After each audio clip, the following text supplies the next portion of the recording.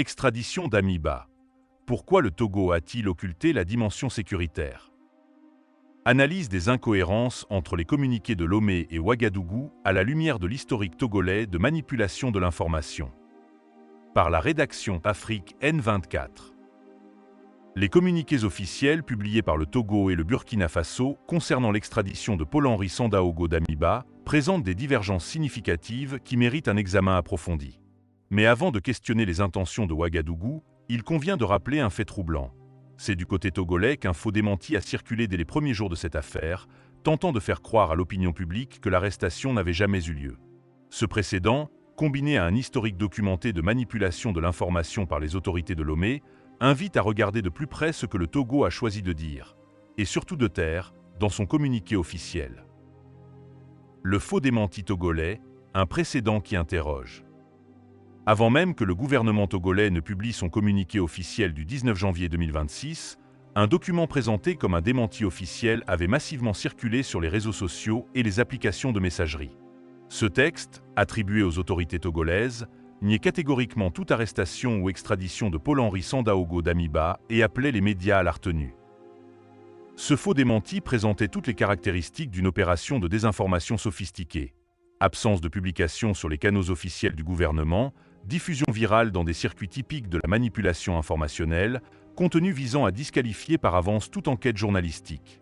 Notre rédaction avait alors démontré, preuve à l'appui, que ce document ne correspondait pas à la réalité des faits.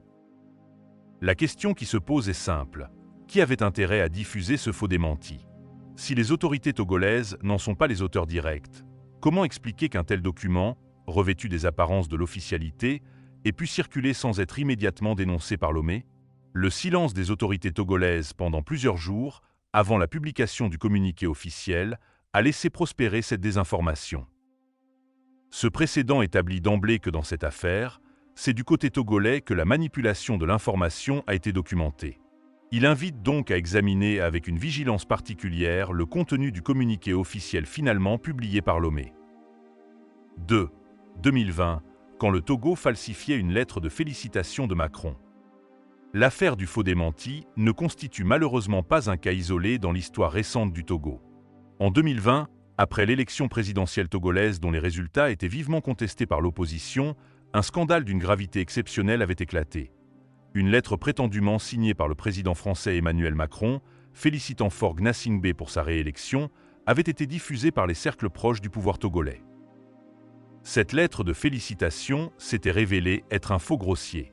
Cette falsification, intervenue dans un contexte de contestation électorale, visait manifestement à légitimer la victoire de Faure Gnassingbé en laissant croire que la France reconnaissait officiellement et chaleureusement sa réélection. Le procédé était particulièrement pernicieux. En fabriquant une fausse lettre de félicitations présidentielle, le régime togolais cherchait à couper court aux contestations en brandissant le supposé soutien de l'ancienne puissance coloniale. Si même Paris félicitait Faure, comment l'opposition pouvait-elle continuer à contester sa victoire? Cet épisode avait révélé la propension des cercles du pouvoir togolais à recourir à la falsification de documents officiels lorsque leurs intérêts politiques l'exigent. Il avait également démontré leur capacité à produire des faux suffisamment crédibles pour tromper, au moins temporairement, une partie de l'opinion publique. Et surtout, il avait montré que le régime de Lomé n'hésite pas à impliquer des chefs d'État étrangers dans ses manipulations, au mépris des relations diplomatiques. À la lumière de cet antécédent, les incohérences entre le communiqué togolais et le communiqué burkinabé concernant l'extradition de Damiba prennent une signification nouvelle. Si le Togo a pu falsifier une lettre de félicitations d'un chef d'État étranger pour légitimer une élection contestée, pourquoi ne serait-il pas capable de présenter une version édulcorée d'une affaire d'extradition pour préserver son image diplomatique? 3. Ce que le Burkina Faso affirme clairement. Le communiqué du ministère burkinabé de la Justice, publié le 20 janvier 2026, est d'une clarté exemplaire sur les motivations de la procédure judiciaire.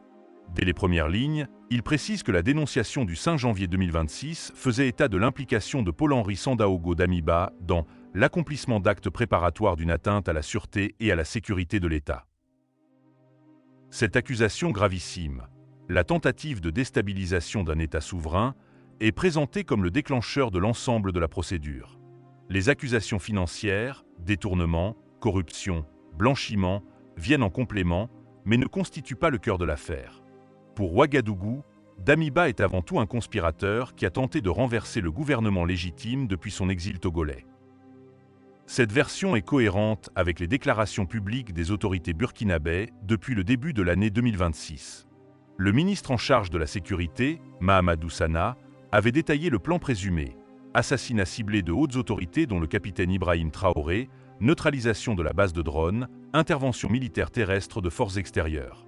Des arrestations ont été effectuées, des aveux ont été diffusés sur la télévision nationale. Le Burkina Faso n'a rien à cacher sur ses motivations. Il assume publiquement que cette extradition s'inscrit dans le cadre de la lutte contre les tentatives de déstabilisation dont il fait l'objet depuis 2022. Sa communication est transparente et constante. 4. Ce que le Togo a choisi de taire. Le contraste avec le communiqué togolais est frappant. À aucun moment, le texte publié par le garde des Sceaux togolais ne fait référence à une quelconque tentative de déstabilisation, à des actes préparatoires d'atteinte à la sûreté de l'État ou à un projet de coup d'État.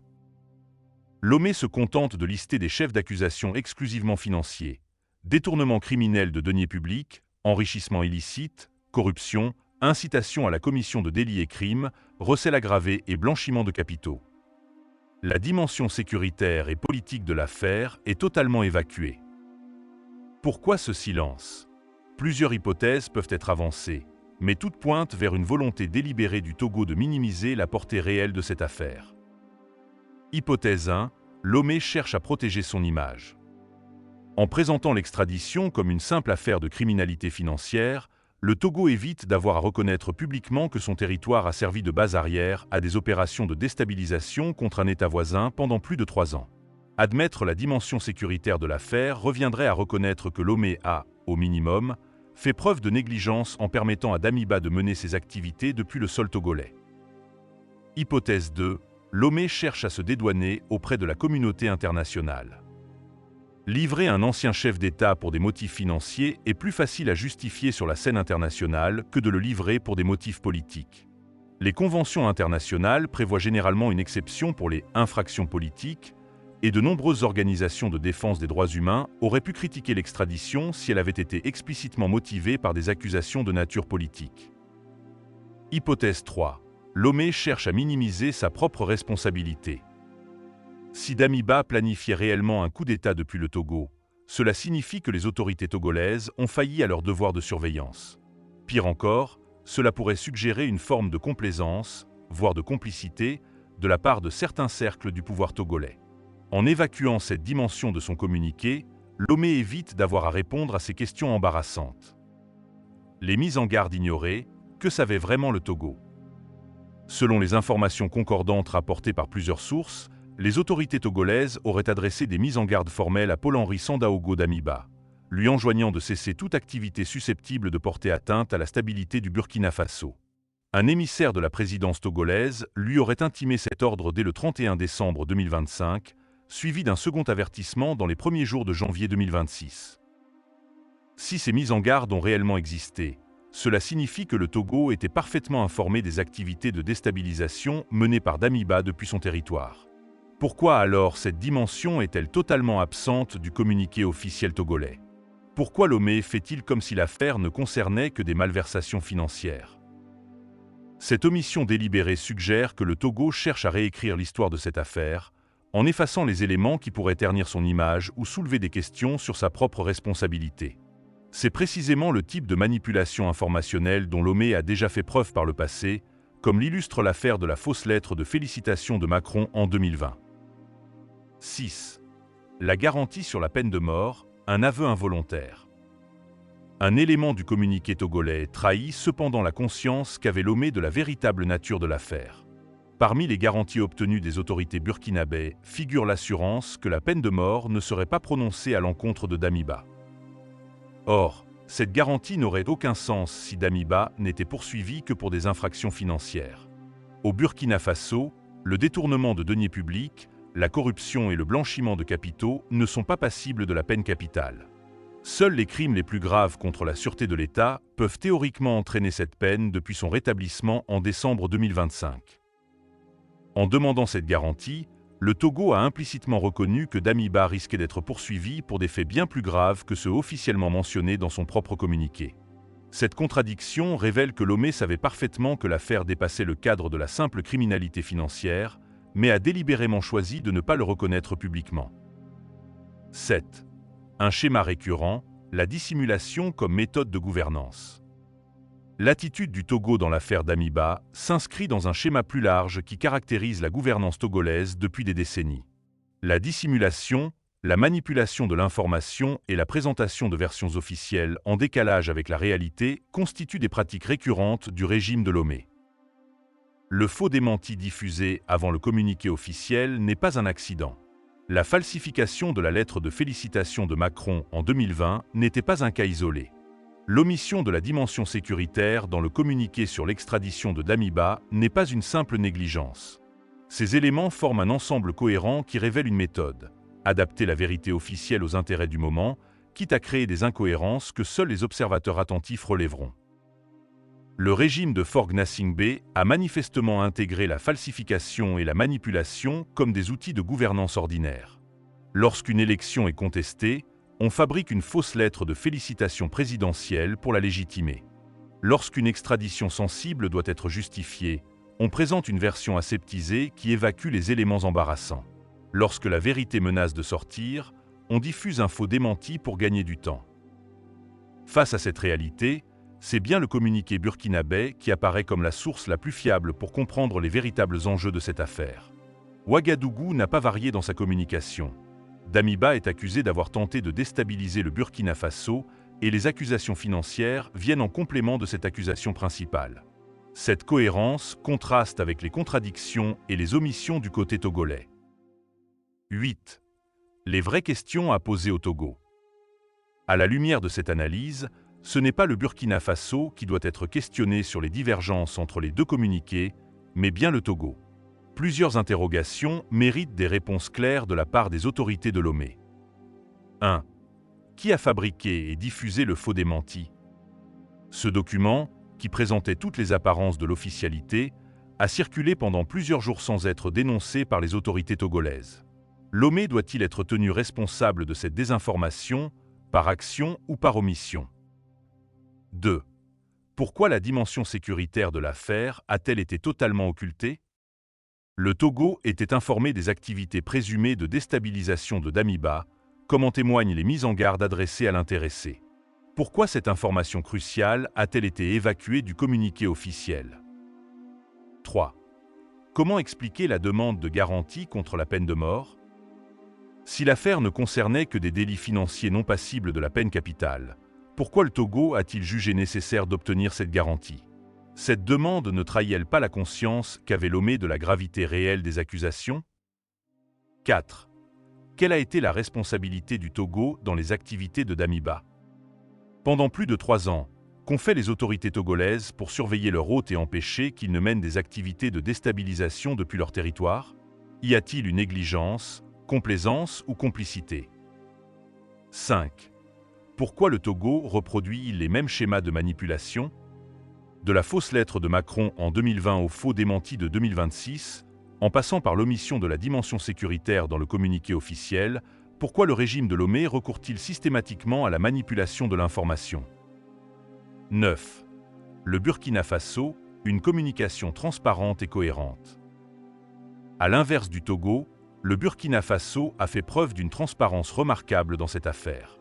Dès les premières révélations sur la tentative de coup d'État déjouée en janvier 2026, les autorités de Ouagadougou ont communiqué publiquement sur la menace, identifié les responsables présumés et engagé des poursuites judiciaires. Le communiqué du ministère de la Justice du 20 janvier 2026 s'inscrit dans cette logique de transparence. Il détaille la chronologie de la procédure, énumère les chefs d'accusation et reconnaît explicitement que l'affaire a été déclenchée par une dénonciation concernant des actes préparatoires d'atteinte à la sûreté de l'État. Ouagadougou n'essaie pas de minimiser ou de travestir la nature de l'affaire. Cette transparence s'accompagne d'un geste diplomatique remarquable, la reconnaissance publique envers le Togo pour sa coopération. En qualifiant le Togo de « République sœur » et en saluant la « parfaite coopération judiciaire », le Burkina Faso fait preuve d'une élégance diplomatique qui contraste avec les manœuvres de dissimulation togolaises. Ce geste démontre que Ouagadougou, malgré les tensions passées et les soupçons légitimes concernant l'attitude du Togo, choisit de tourner la page et d'ouvrir une nouvelle ère dans les relations bilatérales. C'est une attitude constructive qui mérite d'être soulignée et qui contraste avec l'opacité habituelle du régime togolais. Conclusion, la vérité se trouve à Ouagadougou. Au terme de cette analyse, une conclusion s'impose. Les incohérences entre les communiqués togolais et burkinabais ne doivent pas être imputées à Ouagadougou, mais à Lomé. C'est le Togo qui a choisi de présenter une version tronquée de l'affaire, en occultant délibérément la dimension sécuritaire qui constitue pourtant le cœur du dossier. Cette attitude s'inscrit dans un historique documenté de manipulation de l'information par les autorités togolaises.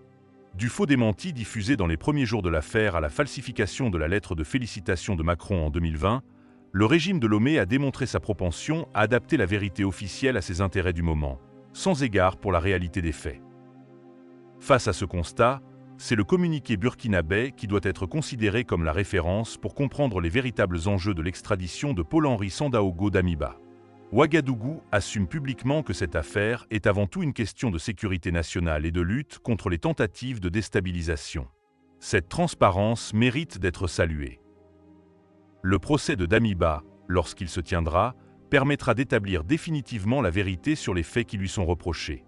Mais d'ores et déjà, cette affaire aura révélé une fois de plus les méthodes du régime togolais. La dissimulation, la manipulation et le double langage comme instruments ordinaires de gouvernance. Les citoyens africains, de plus en plus vigilants et informés, ne sont plus dupes de ces manipulations. Ils savent désormais où chercher la vérité, et ce n'est manifestement pas dans les communiqués officiels de Lomé. Likez la vidéo si ce n'est pas déjà fait. Laissez aussi votre point de vue en commentaire. Abonnez-vous et cliquez aussi sur la petite cloche de notification pour ne rien rater de nos prochaines vidéos. N'oubliez pas de partager aussi la vidéo et de la liker.